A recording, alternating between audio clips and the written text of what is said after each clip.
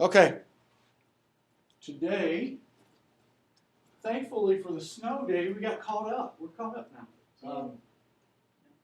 Yeah. Today we're doing talking about the portfolio. I sent an email about the portfolio this morning, and I'll talk to you about that in a minute. We're going to talk about intellectual disabilities, which used to be called mental retardation. Yeah, we don't use that term anymore because it's negative and derogatory. However, the stuff I'll hand to you will say mental retardation on it. So, and some teachers still use MR as the name of it. So, for our purposes, we'll call it MR at times, and then intellectual disabilities, what we're talking about. And then Wednesday, if we have class Wednesday, we'll continue talking intellectual disabilities. And then Friday, remember you're off. You have your exam. The exam is ready. I'll just need to turn it on. It will cover all the chapters we've had since the last exam. Does that make sense? It will be, I've got a key for it. What I want you, it's going to be open book, of course, since you're doing it online. So go through and do it, and then you'll turn it in, and we'll grade it probably in class. So I'll be taking a grade for that in class. Does that make sense? It won't be the same as last time. So you'll just take it. You don't have to take it twice this time. You just take it once. Okay? Let's see here. Anything else? Oh, yeah. So before I forget, let's do the portfolio stuff. This is the email I sent out this morning, and I added a note to it, which it may not apply to you anymore. But when I had you read the student teaching handbook,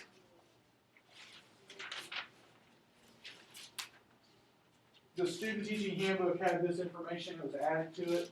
They changed the application process for teacher education, for student teaching, I mean, and they also changed the part of the process for a portfolio, meaning you will collect evidence for the standards for the teacher education program throughout the class. Excuse me. So you guys in classroom management right now? You eventually need to take classroom management. We'll talk to you. I don't know why they try to put classroom management within sequence 1, and I don't know why they didn't sign you up for that. Anyway, yeah, she's not in it either. So does it mean you're behind? Maybe a little bit. You can catch up. It's not a big deal. So classroom management, Dr. Hummercross will teach you how to do the portfolio. It's basically an electronic website, and it has all the standards for our teacher education, and then how we meet each standards with each class. Does that make sense? So for this class, we meet the standard, and I got to look, I think it's diversity competence, I think, if I remember correctly, but I'll let you know on that. The standard, how we're going to meet that is through our final exam presentation. So how we meet it is using that final exam presentation. Does that make sense? So that will cover, and if you look on here, the final exam PowerPoint presentation addresses all the outcomes for this class. So we will use that as evidence that you've met the outcomes for this class through the final exam PowerPoint presentation. And I put down there that you just need to see the requirements for that final exam. Does that make sense to you guys? Do you guys even care at this point? So that is evidence for the portfolio. Okay? So that's one thing, the portfolio. You might even talk to Courtney, have her email you the template. Can you do that? Do you have the template, or do you? You're talking about an online portfolio. Yeah. Is that what you mean? We started that Okay. You're doing it. Okay, you must have done that. Yeah. Because Dr. Hummercross, when she took that over, she started to. Okay, good. That's what I'm talking about. Then. Now you're just adding stuff to it. Then you're good. Okay. You guys had me, so we didn't talk about it. You're doing it for classroom management right now. Okay. Did you get started teaching other foundations? Did you not like me at the time?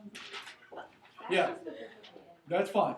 That covers the foundation. But yeah, you already know how to do it, and she'll teach you how to do it. Cool? All right. Second thing is for the student teaching application. They changed requirements on that.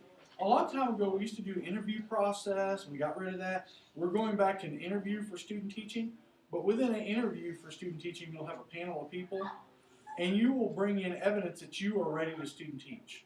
One of these things for evidence is a couple videos, an early video and a late video of your teaching experiences. The early video will be for this class. I'm going to come, when I come observe you, it won't be for you, but when I come observe you guys, I will videotape you on my little video recorder, watch you teaching, and then I'll just give you that video. And all you have to do then eventually, when you apply to student teach and you come to that panel, is you're going to show clips of that video, and then show, okay, this is how I taught here. And then when you videotape yourself, and I put down probably late experience, probably in sequence 3, you're going to videotape yourself in sequence 3, and you're going to say, this is how I taught here in sequence 1, here's how I taught in sequence 3, and this is how I grew. Does that make sense? It's just proof that you're ready to student teach. And this is all stemming from how we are viewed in teacher education by the federal government and the state. You think, well, Mid-America is making it harder and harder. No, it's actually the federal government putting all these stipulations on us. For example, Sarah, you get out, you get a license from Kansas, from us, you go through student teaching, you get out and your kids do poorly on state assessment. The school then will look at you and say, your kids are doing poorly. We may fire you, and also we're going to track back where you went to school. They're going to track it all the way back to Mid-America if your students do poorly on state exams. Is that fair? Just because you're a terrible teacher? Yeah. Whatever the case, that's what's going to happen. We have to prove now that we are showing that we're putting out highly qualified teachers, and that's why we're doing these things. Federal government, you must thank them for that. So, questions about these two things? These are the two major things I needed to talk about. Just remember that you need to save the portfolio entry should be pretty easy. You're going to do your final exam anyway. You're just going to save it and put this. You can add it as a page to your portfolio entry. Okay. So I don't remember. You have to look at all those standards that we have for the teacher education program. I can't remember. But I'll try to remind you which one to put this portfolio entry under. Okay? Questions? Now I do have the little note. The note down here is not on your email. Let's say maybe even this practicum. I come observe you and I was going to video and the teacher says, no, you can't video. Well, we need to figure out sometime that you are teaching sometime within class somewhere. I may try to give you an opportunity in this class to teach. That way you can videotape that. Let's say, well, they let me here, but not in sequence 3 when you're out in your schools. They may not let you. You may have to find some time between now and then in class to videotape yourself teaching. That make sense?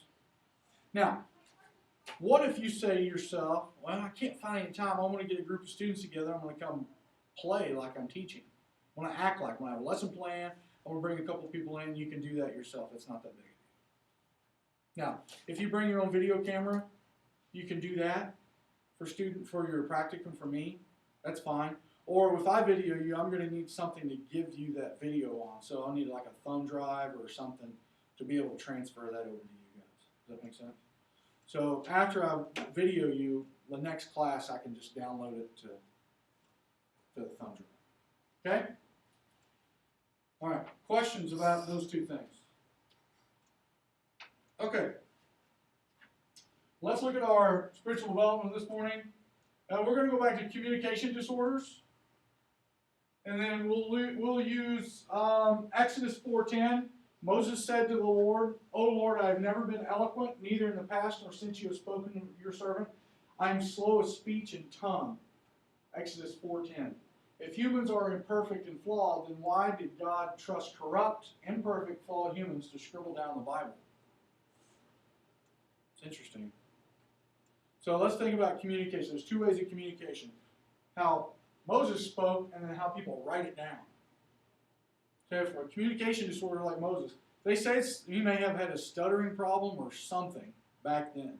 And, we wonder, well, why did Moses not want to go lead the people out of Israel, or out of Egypt, and lead the people out of Egypt? He also had a helper here. Who was his helper?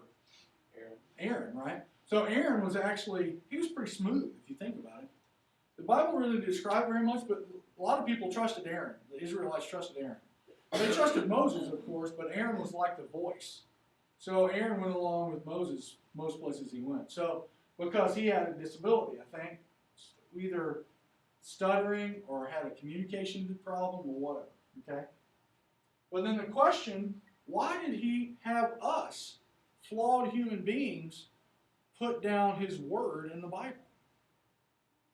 Now, Some people believe in the inerrancy of the Bible. Is it totally 100% perfect and true? I don't know. Because if you look at the King James Version versus NIV, some of the words are different. And, does the Bible contain enough for us to have salvation? Yes. I'm good for that, right?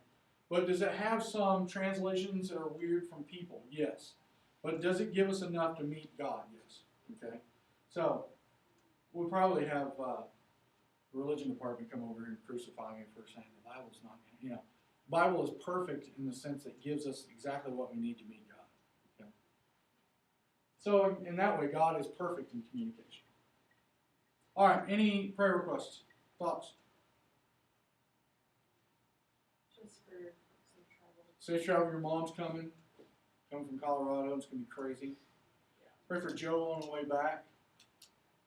Wherever Rachel is, got to pray for her. And Hannah, you guys have seen her this morning? You don't care about her, do you? I don't like her either. Okay. Anybody want to pray for us? All right. Father, thank you for this day, these students, and I pray for each student this morning that is not with us. Watch over them. Help them, Father. The ones that are taking this class, other than being here, I pray that you watch over them too. Help them get through this class. And Father, help us learn today more about intellectual disabilities. In your name we pray. Amen. Okay. Let's talk about intellectual disabilities. What do you think of when you think of a person that has mental retardation? Let's just throw it out there, all right? What do you think of?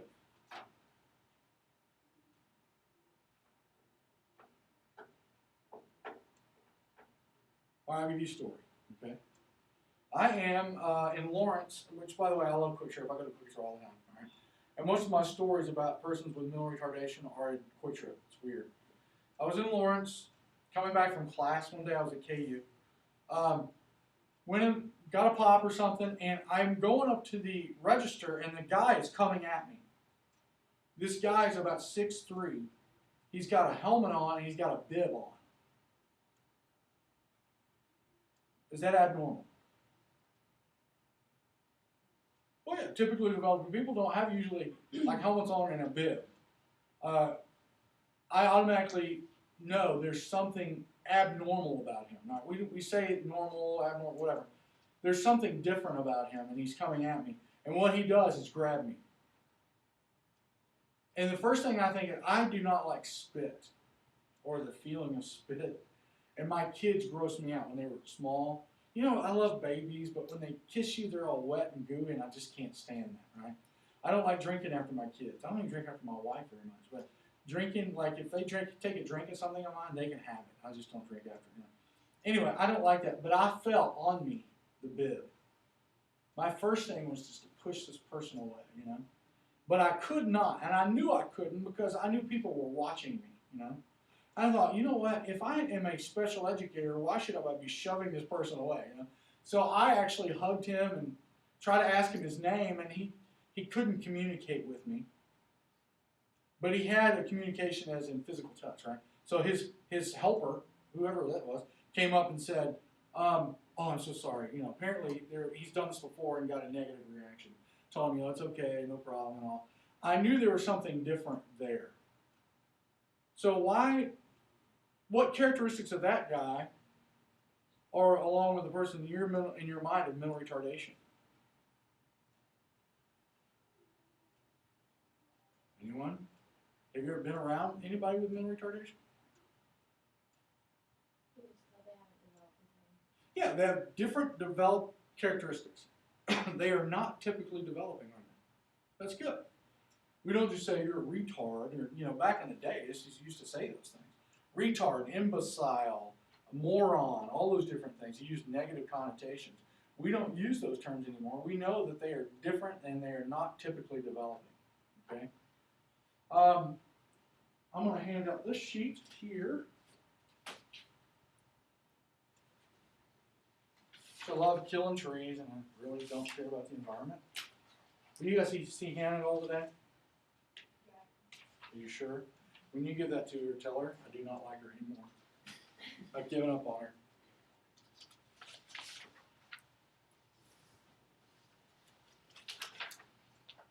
All right. There are different levels of mental retardation.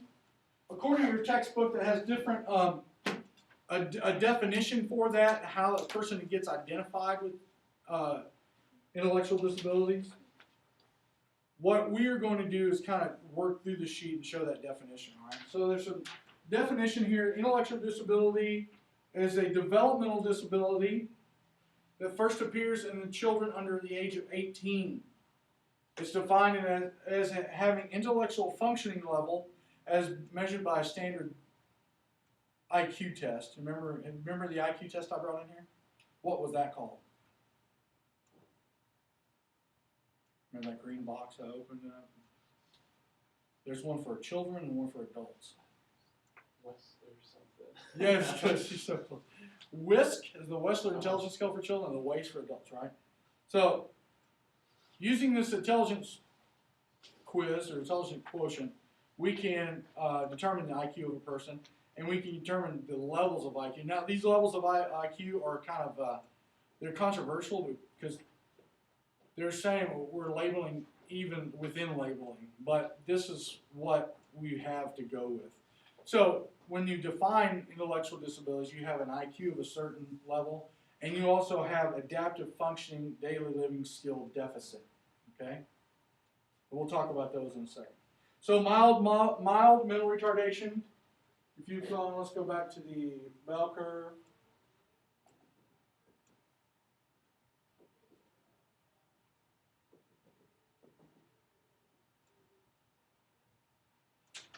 This is where intellectual disabilities or mental retardation occurs below 70 or below. They used to have it at 75 a while back. But there are people out in our society that you will come in contact with that you would never know they have an IQ of 75. They are working, they have families, they go about their daily business. They moved it down to 70 some time ago. So an intellectual functioning level of 70, it says 70 to 55 or so, or 70 to 50. This is, let's say this thing mild. Okay, if you turn over to the next page, it says characteristics for mild mental retardation. About 85% of the mentally retarded population is in mildly retarded category. Now, note this is an old sheet that I've given you, but we're still using that term, retarded or mildly retarded. Still, intellectual disabilities is what we're really thinking about.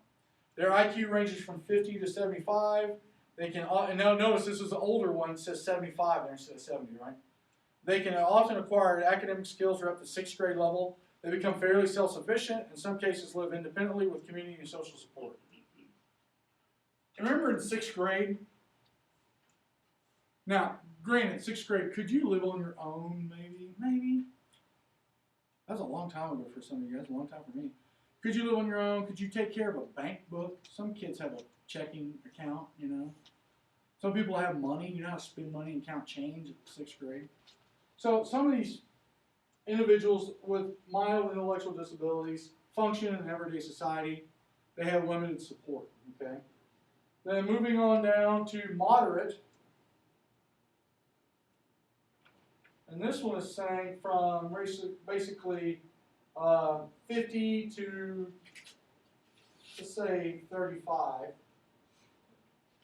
And the characteristics for moderate, about 10%. So this is saying about 85% have mild, 10% have moderate intellectual functioning. Moderate retarded individuals have an IQ ranging from 35 to 55. They carry out work skills and self-care tasks with moderate supervision. They typically acquire communication skills in childhood and are able to live up to function successfully within a community and supervised environment or home. Okay?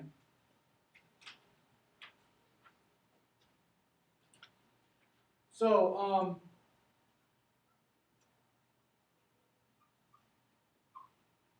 So supports increase this way.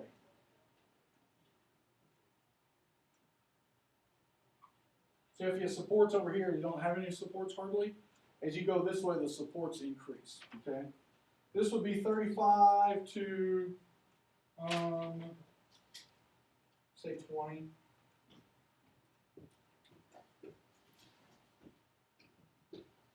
Severe, about 3 to 4% of the population. I'll say 3%. They have an IQ of 20 to 40. They may master very basic self-care skills, some communication skills. Many individuals are able to live in a group home. So they live with friends according to their same characteristics. There's a place called Lake Mary Center. I don't know if you've ever heard of that place before. Lake Mary Center is housed in Paola. Their headquarters in Paola. But there's a place over of 151st Street. You know where Backyard Burger is on 151st Street? Right across the railroad tracks down off of 151st Street, there's a building. They have an office there. And at times you will see these individuals riding around in vans. So somebody will drive them around, they'll take them to the store, they'll take them to the movie theater, they'll take all these different things. So you'll have individuals that have severe to moderate mental retardation, sometimes mild. They will live in group homes. You will see them oftentimes also they live in the apartment complexes behind AMC Theater. You know where AMC Theater is? Back in there, if you turn right beside it, on the right-hand side, right across the street from Buffalo Wild Wings, there's a road. You go back in there, there's an apartment complex back in there. That's a lot of times they live back in there. And then down here below 20 is profound. This is 24/7 care. These are individuals, they cannot stay by themselves. They develop basic self-care skills and communication skills sometimes. They have a high level of need and structure of supervision. So the increase of supports go this way. Have you guys met Mitch yet? Have you talked to Mitch yet? Where do you think Mitch falls on this?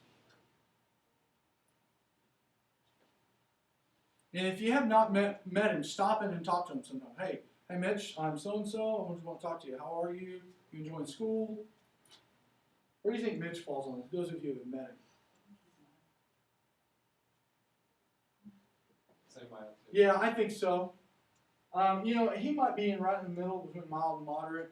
He probably could live by himself someday. Maybe. May need additional supports and help. But Mitch is pretty self-sufficient. He just makes me laugh. He'll call me to check in. And he'll call me and tell him I told him there was no chapel there today and there was chapel, or vice versa. And he told me there was chapel and there wasn't. I walked all the way over nothing. My biggest issue, have you ever talked to people, just typically developing people? Hey, how's it going? How are you today? What have you been doing? And you can answer those questions in succession, right? I have that problem with Mitch. I say those things in succession and I confuse him. Because should I be asking him that fast? No. He has lower functioning cognitive levels, so I have to slow down. I have to force myself to slow down. And we have to oftentimes do that with people with mental retardation, okay? Now, these are IQs now, okay? Now, if a person has an IQ of 50 and does not have adaptive functioning deficits, we cannot label them as having an intellectual disability. So let's look at these adaptive functioning deficits, all right? Or these skills that they should have, all right? If you are typically developing, which all of you are, you should be able to have self-care skills and social relationships. Sarah, hopefully you got it this morning. Brush your teeth. You may not have showered, but you brush your teeth, but you shower later on. All those different things. You change your clothes regularly. You know when to eat. You know when to stop eating. Does that make sense? You know when to wash your hands. You know when to put socks on, take shoes on, things like that. Okay.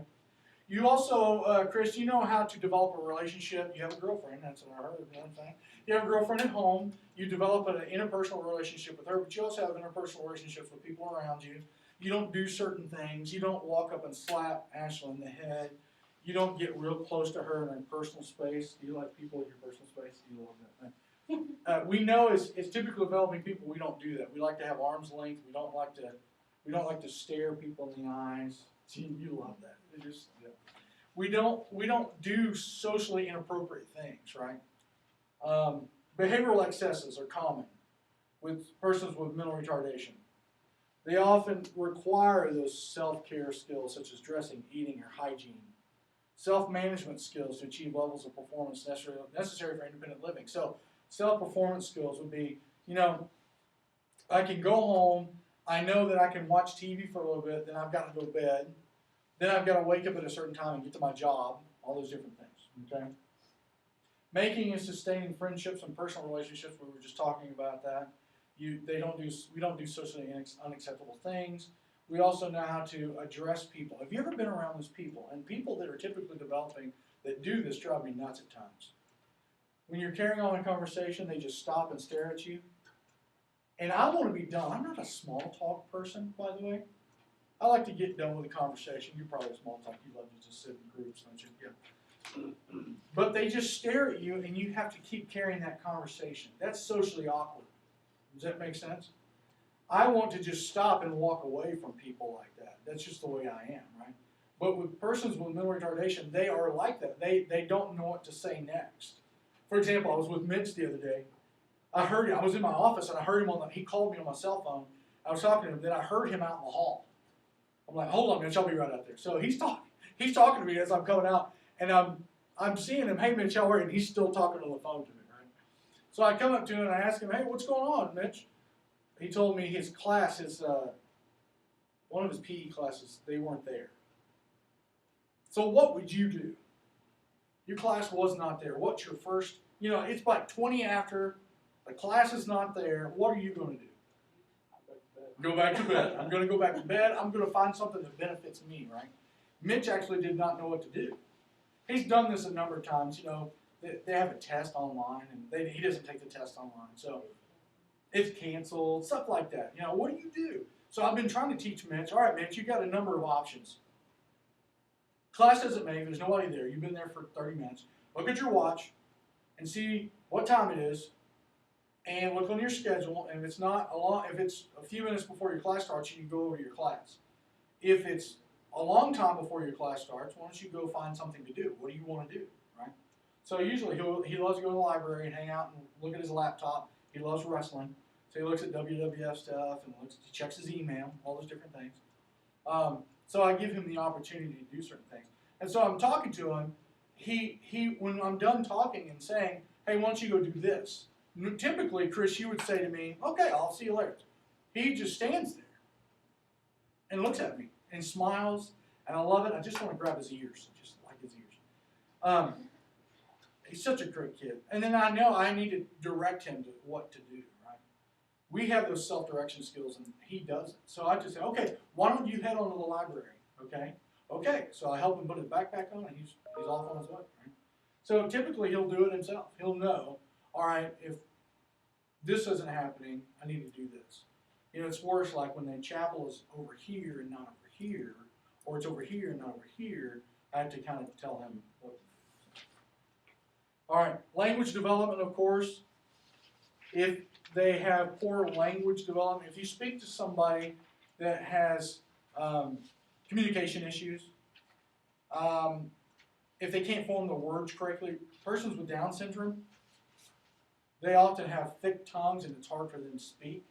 Mitch does a pretty good job. Sometimes I have to have him repeat himself, but he does a pretty good job. And there are some with Down syndrome that can't speak at all, which I want to show you a video here in a second of a guy that can't speak at all. Students with mental retardation often exhibit behavior problems, more behavior problems. Some of the behaviors observed by students with mental retardation are difficulty accepting criticism, limited self-control, and bizarre and inappropriate behaviors. What's a bizarre behavior that you've ever seen somebody do?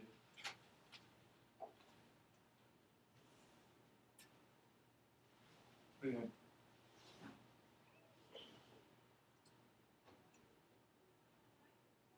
Is this bizarre that I'm doing this right now? Yeah, a lot. I mean, I've seen a lot of kids with mental retardation or autism, and they rock back and forth, right? I kind of like it. If I'm sitting in a rocking chair, I love it, right? Why is this bizarre to you? Why is this a problem? Distracting. What if I'm doing this and doing the same thing? Very distracting. Now, is that a problem? Am I hurting you? What if I'm slapping you doing it? Yeah, that's sure, I'll do that to you. But if I'm not bothering somebody, that's okay. But if it's bothering somebody, if I know if I'm with people around me and I'm doing this and I'm hitting them, I've got to teach us appropriate behavioral skills. Those are bizarre skills. Bizarre behaviors at times. And you'll see some bizarre behaviors with persons with autism. By the way, 75% of the students with autism are also have mental retardation. When we get to autism, we'll talk more about that. But bizarre behaviors can be repetitive motions, repetitive words. They could be a number of different bodily function bizarre behaviors too. It's interesting. If a person that has mental retardation is severe enough, sometimes they do fecal smearing. They poop and they smear it on the wall. And why would the person do that? We've seen animals do that. And it's just a bizarre behavior. Sometimes it's a way to keep people away from them. Sometimes it's a way for them to tell somebody that there's something wrong. So if you cannot communicate and you have mental retardation, what do you do to get a person's attention, right? So oftentimes they will have behaviors that will get a person's attention. So if I know Ashley has mental retardation, I do not walk up there and touch her on the arm. Because if I touch her on the arm, she may scream and bite and kick and punch. That'll happen one time with me. That makes sense? If I do that and then touch her and she screams, and I knew from then on I'm not doing that with her. I have to talk to her without touching her. All right? So inappropriate, bizarre behaviors at times come along. Okay? All right. So we have the IQ plus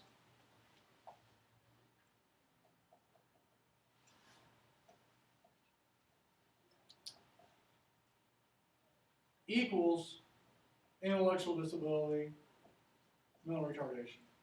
If you do not have the adaptive deficits along with the IQ, we can't say a person has mental retardation.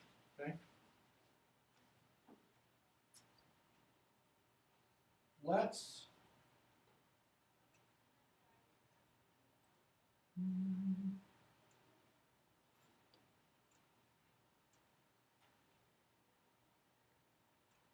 This is brand new. This video I'm going to show you. I'll show the other ones next time if we have class, which I'm assuming we are. This is a brand new video.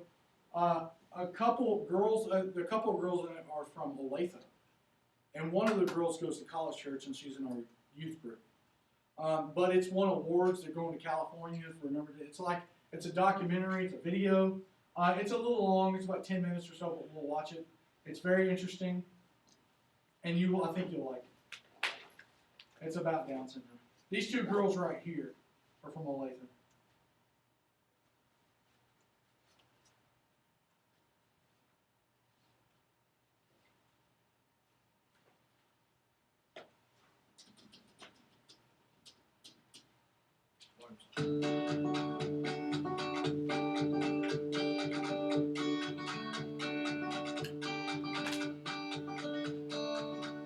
Hi, my name's Rachel. I'm with my friend Sabrina.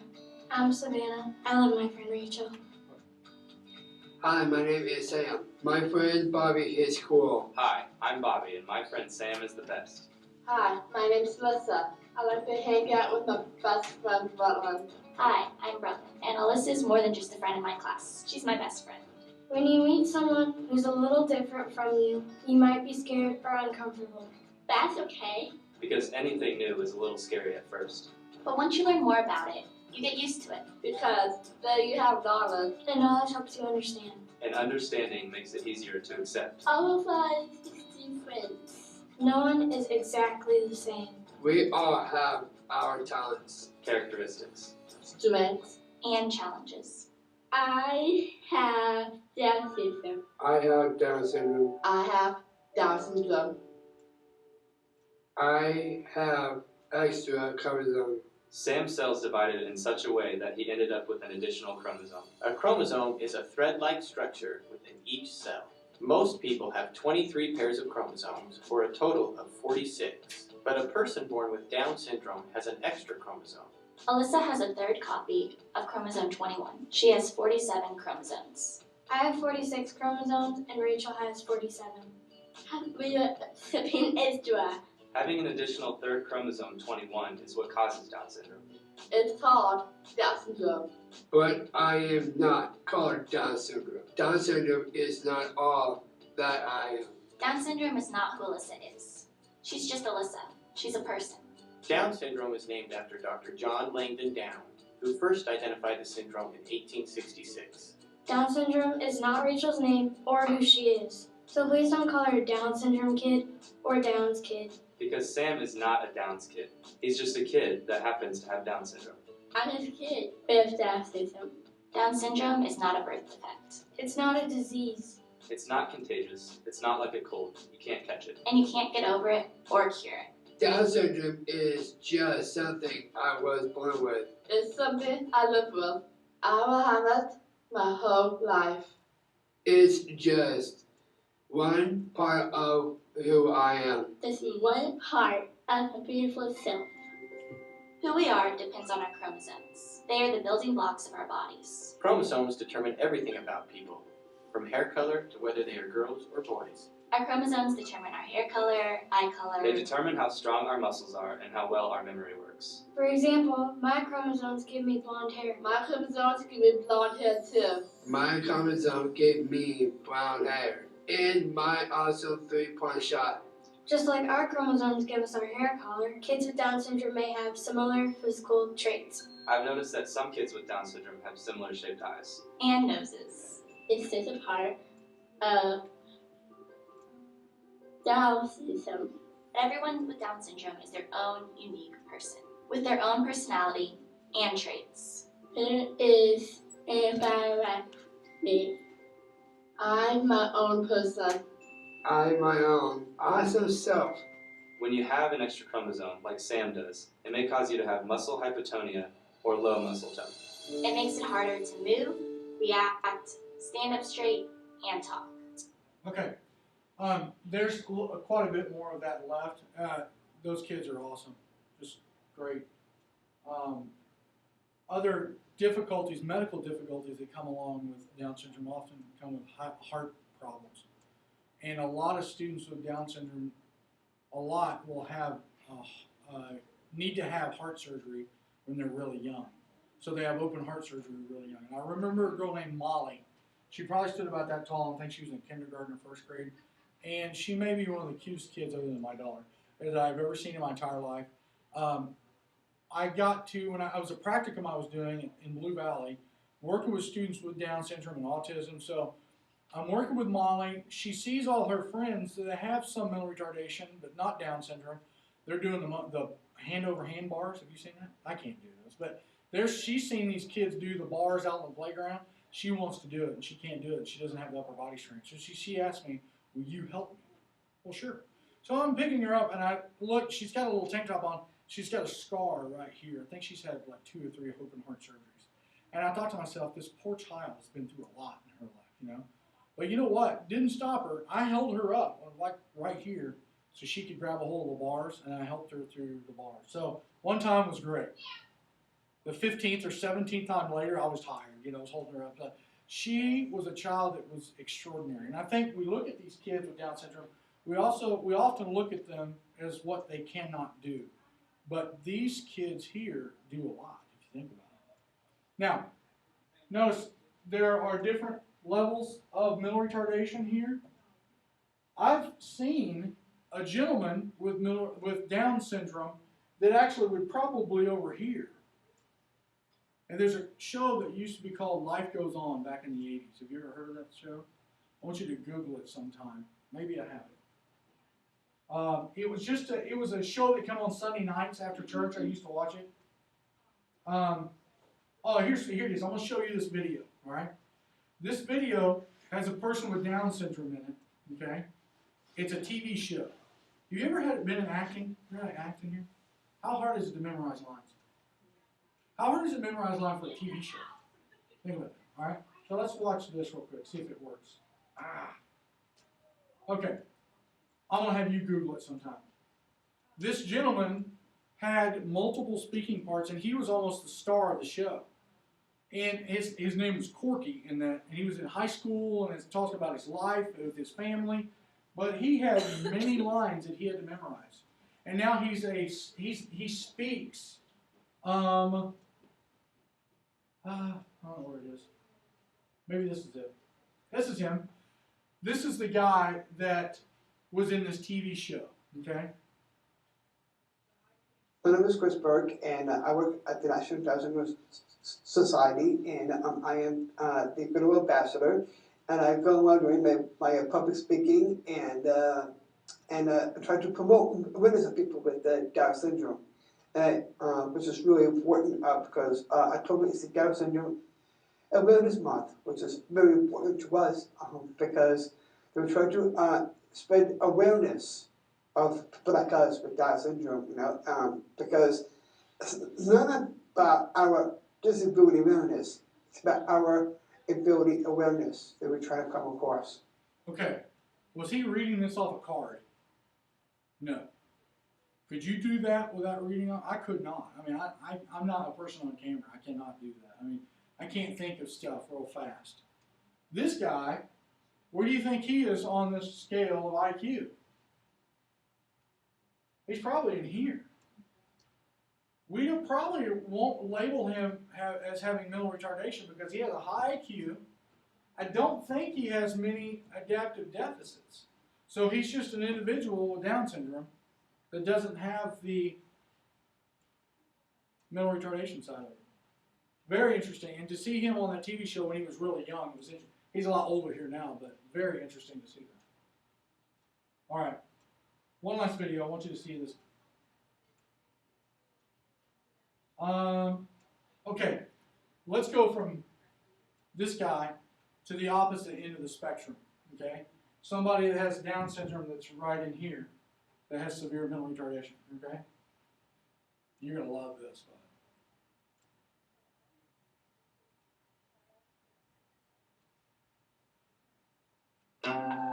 This program was made possible by the Corporation for Public Broadcasting and by contributions to your PBS station from viewers like you.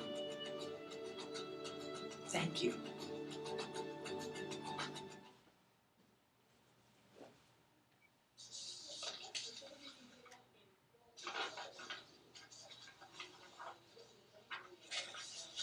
Growing up with my brother, I wondered about so many things. Like, why do people look away?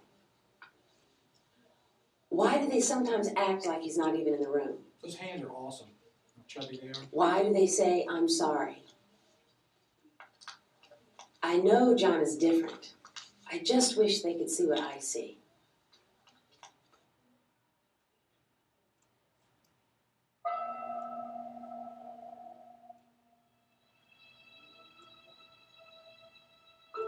I always saw John as a spiritual teacher. He just forces you to get out of what's comfortable for you.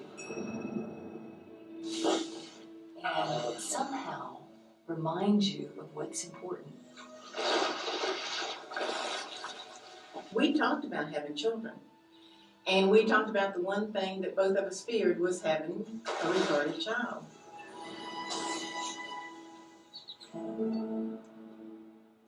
Mom and Dad brought us into the living room and told us that we had a brother. That was kind of odd. I didn't know he had a brother. One of the saddest things was not seeing him, not having him with us. Not knowing him as an infant. Yeah, That's the sad part. not having him bond with us. So he had to start then. John is limited intellectually and physically, but he's unlimited in the fact that he affects other people. And everybody gains something from John. And John didn't talk. He learned a modified sign language when he was in school, so he modified it further.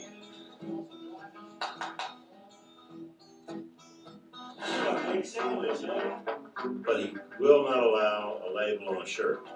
No way. We have to cut the label off, and absolutely all the threads and everything has to be just so. He just fits beautifully into our lifestyle. Well, we've made him fit in our lifestyle. You think? Yeah. He loves to fold papers. He knows he can master the folding. He'll always throw it, and most of the time they'll go in the pot. Well, John is slow and does his own thing. And his total check is 54 cents every 2 weeks.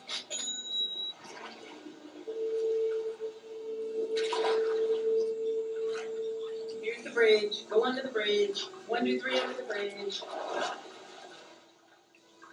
And then the baby came, and there was something wrong with the baby. And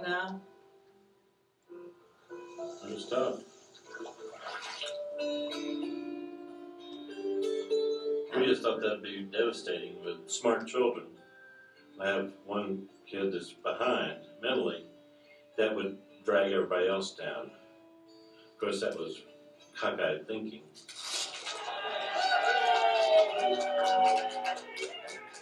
He stirs what's good in you up. When that happens, you grow. I have chosen you. You have not chosen me. This little one is my sign to you. Treasure him. Okay, opposite end of the spectrum here. John can't communicate verbally, but he can communicate sign language, things like that. Notice that John can't be left alone. Why would it be a problem leaving a person with mental retardation alone at a home? They'll let them fix their own lunch. How's that sound? You guys ever use the stove or microwave? They can't do that. They could injure themselves, burn the house down, or whatever the case, right? So you have to keep in mind, with a person with mental retardation, there's a gambit of different levels. That's why I think it's important to keep these levels. That helps us look at the kids in our classroom. If we have class on Wednesday, we'll talk about some of the strategies to meet some of the needs of these kids in the classroom. Okay? All right, I'll see you guys on Wednesday, hopefully.